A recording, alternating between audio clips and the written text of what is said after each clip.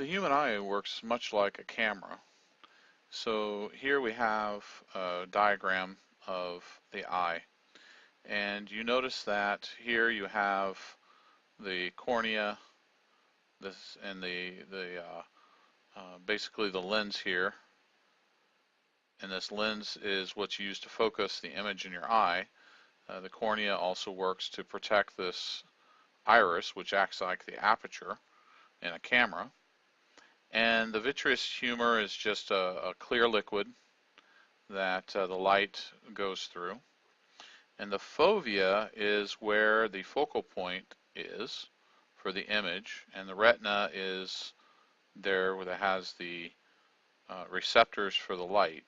But the fovea is where the focal point is. That's, if you ever notice when you look, your center line is very much in focus, but up in the outer parts of your vision, it's a little bit blurry. It's not so much in focus, and that's because the way the retina is shaped, it doesn't give you quite as good of vision along the periphery, but in the fovea it should.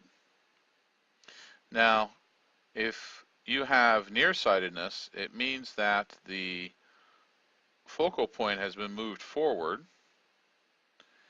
And if that's the case, then to correct it, they're going to use a concave meniscus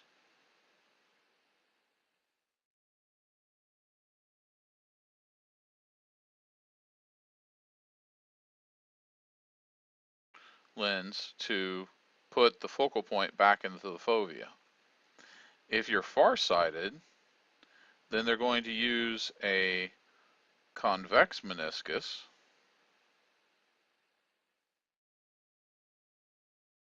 to bring the focal point, which is behind the eye, back to the fovea. So the eye is very much like a camera. It's a pretty ingenious little creation.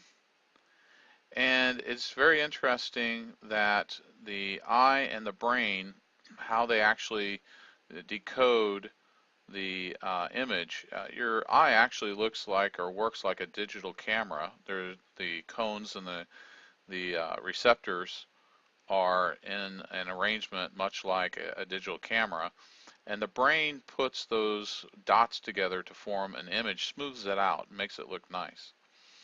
Now, there was an experiment done years ago where they gave students glasses that made them see upside down. And so after wearing these glasses for a few days, it turned out that the brain flipped the image over so that they were able to see right side up, even though they were wearing the glasses, which should have made them see upside down. So when they took the glasses off, of course now everything's upside down, and so after a few days the brain actually flipped it so that the image was right side up. So the eye and the brain will compensate for what it considers to be normal based on the other senses. Of course, your ears have balance, and so it would sense that something's not right, and it would flip it.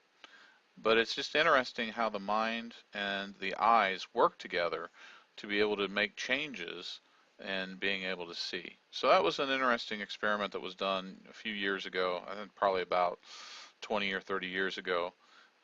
But I guess if you want to try it, have fun. Let me know what happens. I'm not sure I want to see upside down for a number of days.